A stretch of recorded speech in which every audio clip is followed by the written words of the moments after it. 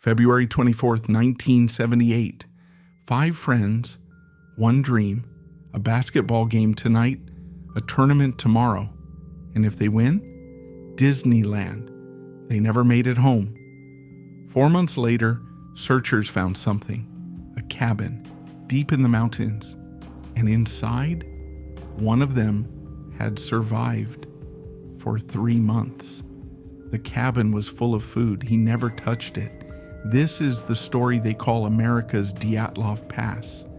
This is Yuba County 5, Yuba County, California. 1978, 5 men, 5 friends, all with intellectual disabilities. But that never stopped them. Gary Mathias, 25, Army veteran. The driver, Jack Madruga, 30, worked at a snack bar. Bill Sterling, 29, loved his family. Jack Huett, 24, known as Jackie. Ted Weiher, 32, the biggest one, the gentlest one. They weren't just friends, they were a team. The Gateway Gators, Special Olympics basketball, and they were good. February 24th was their night, a game in Chico, 50 miles from home. Win tonight, play in the regional tournament tomorrow. Win that? The prize was a trip to Disneyland. They took Jack Madruga's car, a white Mercury Montego. Gary drove. He always drove. He knew the roads. The game went well. They won by a comfortable margin. Spirits were high. Tomorrow was the big one, 10 p.m. After the game, they stopped at a store, bought snacks, joked around. Normal. A store clerk remembered them, happy, excited. They left, heading home, 50 miles, straight shot down Highway 70. They'd done it dozens of times. They should have been home by midnight. They never arrived. February 25th, morning. The families woke up to empty beds. Calls were made. None of the 5 had come home. Not like them, not at all. The tournament started without them. No one knew where they were. Police were called. Search parties formed. Days passed. Nothing. February 28th, 4 days later. A ranger found something, 70 miles northeast of Chico, on a remote mountain road in Plumas National Forest. Jack's white Mercury, stuck in snow, but not badly stuck. The car could have been driven out, easily. The doors were unlocked, the windows down, the keys gone, the gas tank nearly full. Inside, snack wrappers, half-eaten food. The heater had been running, then turned off. This made no sense. To get here from Chico, they would have had to turn off Highway 70, drive up a mountain road they'd never taken, keep going, past warning signs, into deeper and deeper snow, and then they abandoned the car and walked into the frozen wilderness. Searchers found footprints leading away from the car, but the trail went cold. Helicopters, search dogs, volunteers, nothing. The snow kept falling. The mountains kept their secrets. Weeks turned into months. The families held on to hope. Winter turned to spring. The snow began to melt. June 4th, more than 3 months later, 2 motorcyclists were riding deep in the mountains, 19 miles from where the car was found. They came across a cabin, remote, abandoned, used by Forest Service workers in summer. The door was slightly open. A smell hit them. Unmistakable. Death. Inside, they found him. Ted Weiher, the gentle giant, lying on a makeshift bed, wrapped in blankets. His body was emaciated, skeletal. His beard had grown long, his feet frostbitten beyond recognition. The coroner's report would later reveal something impossible. Ted had been alive in that cabin for 8 to 13 weeks, maybe longer, alone, in the cold, in the dark. But here's what makes no sense. The cabin was not empty.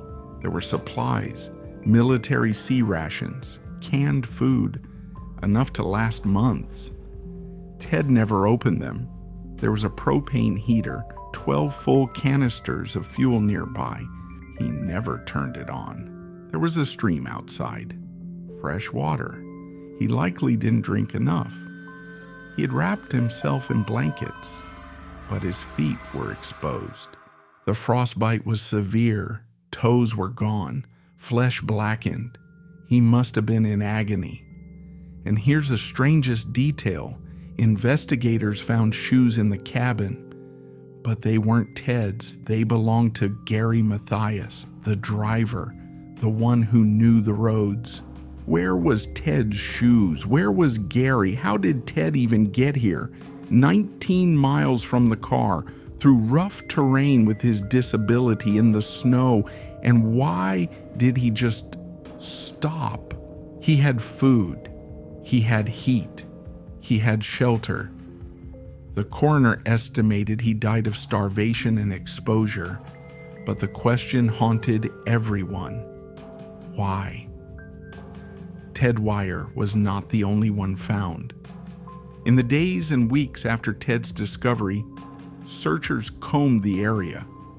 5 miles from the car, they found Bill Sterling. His body was in a shallow area. Cause of death, hypothermia. Nearby, Jack Madruga. He had died of hypothermia as well. They were close to each other, perhaps trying to stay together. Jackie Huett's remains were found later. His father was part of the search team. By the time they found him, little remained. Animals had scattered the bones. 4 bodies recovered, 1 still missing. Gary Mathias, the driver, the veteran, the one with paranoid schizophrenia, the one whose shoes were in the cabin. He was never found. Some think he made it out. Some think he's still in those mountains. Some think he was responsible. The car, the bodies, the cabin, each one raising more questions. Police investigated every angle. Foul play, no evidence. Abduction, no witnesses, no signs, accident. But why did they go there? The families demanded answers. These were not reckless men. They were careful, responsible. One mother said it best. They weren't dumb. They wouldn't just get lost. So what happened? Theory 1. They got lost. Simple, but unlikely. Gary knew the roads. This wasn't a wrong turn. This was 70 miles in the wrong direction. Theory 2. The car got stuck. They panicked. But the car wasn't badly stuck. And why walk 19 miles into the wilderness? Why not walk back to the highway? Theory 3. Gary Mathias. He had schizophrenia. He was off his medication that week. Did he have an episode? Did he convince them to go off-road? But Gary was the most experienced, a veteran, and his friends trusted him completely. Theory 4. They saw something, or someone. Some believe they were chased, forced off the road, forced to run. But by who? Why? No evidence was ever found. Theory 5. Hypothermia changes the brain. In severe cases, victims experience paradoxical undressing, confusion, disorientation, irrational decisions. Maybe Ted couldn't think clearly. Maybe he didn't know there was food. Maybe he forgot how to use the heater. But then why were Gary's shoes there? Did Gary make it to the cabin too? Did Gary leave Ted behind? 47 years later, Gary Mathias has never been found, and no one knows why 5 friends drove into the mountains that night. Jack Madruga, Bill Sterling, Jackie Huett, Ted Weiher, Gary Mathias. They left for a basketball game. They never came home. Some mysteries don't hide in the ocean, they hide in the snow. The families still search for answers.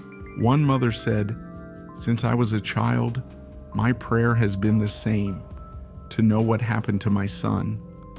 The mountains keep their secrets, and some questions may never be answered. Echo 4 Time Channel. Next week, the woman with 9 names. Found burned in a Norwegian valley. Nobody knows who she was. Subscribe and step into the unknown.